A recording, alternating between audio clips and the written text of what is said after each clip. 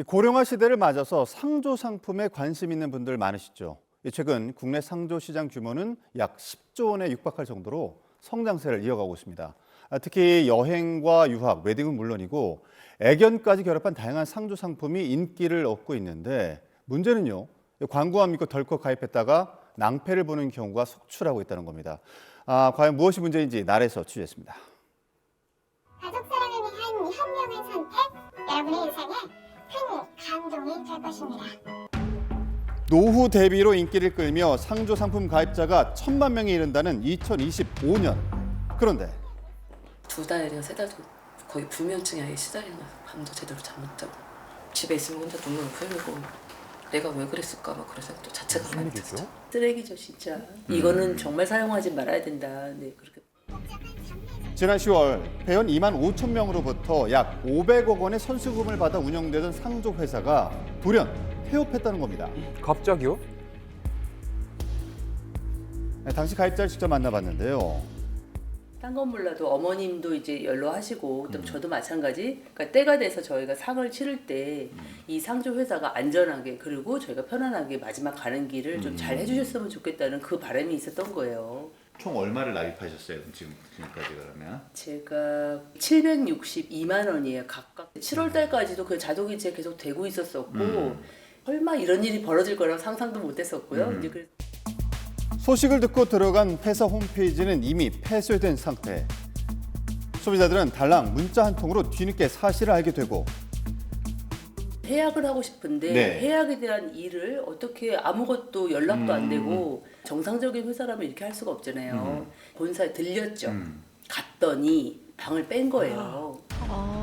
연락 두절된 상조 회사는 보상 설명도 없이 사라진 뒤였습니다. 온라인을 통해서 피해를 호소하는 소비자들의 사연을 쉽게 만나볼 수 있었는데요. 얼마나 충격적일까요? 제작진은 그중 또 다른 피해자를 직접 만날 수 있었습니다.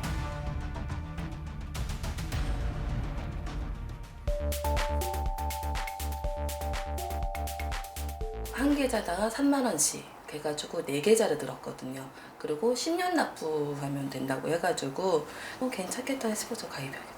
총 금액이 따져보니까 800만 원 정도 되더라고요.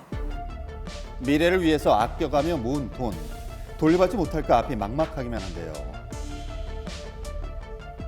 어른 사람은 800원 아예 적은 금액이나 그렇지만 솔직히 저희한테 적은 금액이 아니거든요. 그래서 정말 신랑한테 좀 미안하고 되더라고요. 아직까지 생각하면 화가 나고 열받고 그러죠. 미안한 마음도 들고. 폐업 후에 좀 회사 측에서 따로 대응하거나 이런 게 있었을까요? 없었어요. 누가 예상이나 했겠어요. 수소문 끝에 회사 대표가 있다는 곳으로 직접 찾아가 봤습니다. 바로 여기입니다. 근데 지금 뭐 아무것도 없거든요. 간판도 없고. 네. 그러나 이 대표를 만날 수는 없었습니다. 다시 통화 연결을 시도해 봤는데요. 아, 대표님 안녕하십니까? 저희 그 SBS 모닝와이드 취재팀인데요. 오프라인 영업 조직이 기반이다 보니까 코로나 기간 동안에 우리가 한 4년, 5년 동안을 영업이 그냥 완벽하게 중단돼 버렸습니다. 설명을 좀 해주셔야 되지 않았을까요, 당시에? 그 전에 이제 고지를 충분히 해줘야죠. 설명이 됐고 해약 요청을 하면은 해약 항공권을 3영업일 이내에 내주게 돼 있어요, 법적으로는. 네. 근데 그게 안 되고 이제 딜레이가 되다 보니까 점점점 나중에 이제 악성 소문들이 나고 그러면서 뱅크런이 일어난 거거든요.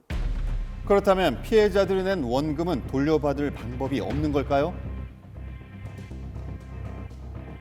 그 산업 자체적으로 선수금의 절반, 50%를 예치나 보증을 통해서 소비자 보호를 하도록 장치가 되어 있고 상조회사가 한국상조공제조합에 가입한 경우 소비자들은 납입 금액의 50%를 돌려받을 수 있습니다. 이 원금을 전부 보전받을 수는 없지만 할부 거래에 관한 법률에 따르면 원금의 50%를 보장하도록 제도가 마련돼 있는데요. 내상조 그대로 서비스라고 해서 다른 회원사의 그 서비스를 또 대신 받을 수 있습니다. 네. 100% 원금 보전이 가능한 경우도 있지만 이것은 일부 대형 상조 회사들이 제공하는 서비스일 뿐 대부분 해당되지 않습니다. 제한적이군요. 네. 게다가 크루즈, 어학연수, 웨딩 상품을 상조 상품과 결합해 패키지로 판매하는 경우가 많은데요. 그것도 이상한데요? 자, 이런 비상조 상품에 가입한 경우에는 한 푼도 돌려받지 못할 수도 있습니다.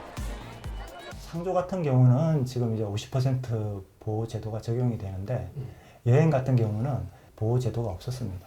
근데 최근에 이제 생기긴 했는데 예전에 가입하셨던 분들은 50% 보호 제도가 없었기 때문에 아예 돌려받지 못하는 그런 부분도 있게 되는 겁니다. 이에 대한 항의가 거듭되자 할인 쿠폰을 제안하기도 했는데요.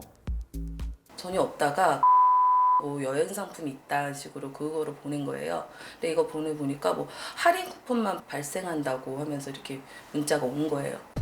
사과도 보상도 없이 상조회사의 터무니없는 제안은 더 화를 부추기는 상황입니다. 쿠폰을 원하는 게 아니잖아요. 보상이 안 되는 거지 않을까요? 저는 안 된다고 보는 건데. 왜냐면 50만 원은 할인을 해주겠다. 근데 한 번에는 다 쓸 수가 없다. 라고 했는데 이 사람이 300만 원을 내는 상태에서 할인권을 줬다. 예를 들어서요. 그쪽에서 여행 단가를 어떻게 잡을지 그건 아무도 모르는 거지 않습니까? 원래 300만 원짜리를 350에 팔아서 50만 원 할인해주겠다라고 하는 경우도 있을 수도 있는 거고요. 결국 일부 피해자들 집단 소송을 시작했습니다. 지금 해당 상조 회사가 이미 경영 상태가 매우 부실함에도 불구하고 계속해서 회원들로부터 금원을 받아왔다라는 취지에서 사기 및 업무상 배임으로 형사고소를 한 상황입니다. 고령화가 가속화됨에 따라서 급성장 중인 상조 시장. 가입자는 어느새 1,000만 명에 달하고 가입액은 10조에 육박합니다. 하지만 경쟁이 가속화되면서 중소상조 회사들의 폐업은 늘고 소비자들의 피해도 커지고 있는데요. 영국 같은 경우는 그래서 우리나라 예금 보호 제도 같은 방식으로 100% 전액 선불식 상조 선수금을 다 보호를 하고 있습니다.